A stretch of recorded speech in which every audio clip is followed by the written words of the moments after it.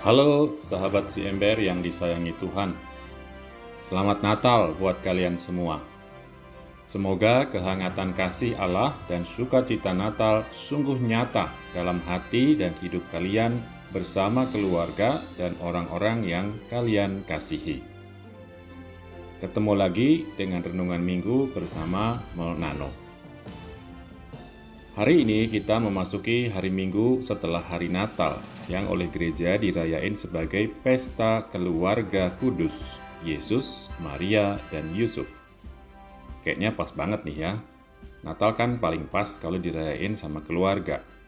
Nah, hari ini kita ngerayain Pesta Keluarga Kudus. Tapi sebenarnya apa sih yang kita rayain? Teman-teman yang dikasihi Tuhan, Injil hari ini cerita tentang Maria dan Yusuf yang membawa kanak Yesus ke Bait Allah di Yerusalem untuk mempersembahkan atau menguduskan dia bagi Allah. Seingat saya, cuma sedikit diceritain dalam Injil kebersamaan Maria, Yusuf, dan Yesus sebagai keluarga. Selain cerita persembahan Yesus di Bait Allah ini, seingat saya ada cerita kelahiran Yesus, cerita pengungsian ke Mesir, dan cerita waktu keluarga ini ke Bait Allah untuk merayakan Paskah waktu Yesus umur 12 tahun.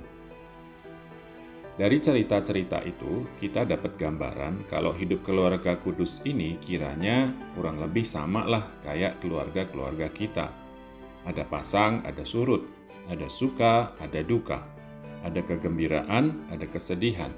Ada pengalaman senang, ada pengalaman susah. Cuman satu hal yang membedakan barangkali keluarga ini dengan keluarga kita. Apa itu? Teman-teman terkasih dalam Kristus. Nyata sekali bagi kita kalau dalam keluarga itu ada Yesus. Bukan sekadar ada, tapi Yesus menjadi pusat kehidupannya. Inilah yang utama dan terutama menjadikan keluarga ini keluarga kudus. Maria dan Yusuf dikuduskan oleh Yesus sendiri, bahkan bisa dikatakan sejak sebelum Yesus hadir di keluarga ini. Keluarga kudus disebut begitu karena Yesus hadir dan menguduskannya, karena Yesus menjadi pusat hidupnya.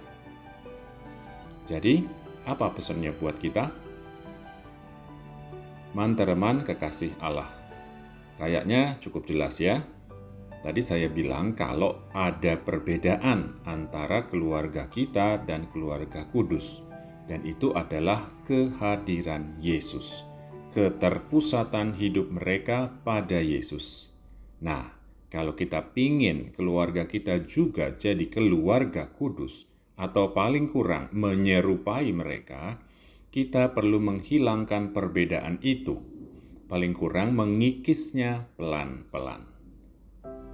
Menjelang tahun baru, mungkin baik juga kita bikin komitmen baru atau membarui komitmen kita sebagai keluarga.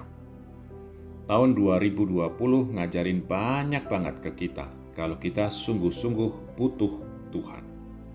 Dengan kata lain, itu berarti kita perlu sungguh-sungguh memusatkan hidup kita padanya. Selain itu, kita juga belajar kalau Tuhan selalu nolongin kita dengan berbagai macam cara. Juga cara-cara yang gak pernah kepikiran sama kita.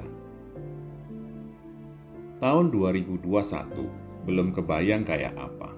Tapi yang pasti dan jelas adalah bahwa itu akan segera datang dan dimulai. Yuk, belajar dari pengalaman 2020 ini. Belajar juga dari keluarga kudus Yesus, Maria, dan Yusuf. Yang keluarganya udah jadi, nggak pernah ada kata terlambat kalau kita mulai bersama Tuhan. Buat yang akan atau sedang memulai keluarga baru, ini kesempatan berharga banget. Hadirkan Yesus dalam keluarga-keluarga kalian. Jadikan dia pusat hidup kalian. Pikirin apa yang dia pikirin. Pilih apa yang dia pilih. Lakuin apa yang dia lakuin. Teman-teman yang terberkati, keluarga kita juga bisa jadi kudus. Memang, kita bakal tetap ngalamin kesusahan, ngadepin masalah, dan mungkin bakal gede dan berat banget. Tapi bersama Yesus, dengan Yesus sebagai pusat hidup keluarga kita jadi kudus. Seperti Bapa kita di surga, kudus adanya. Tuhan memberkati.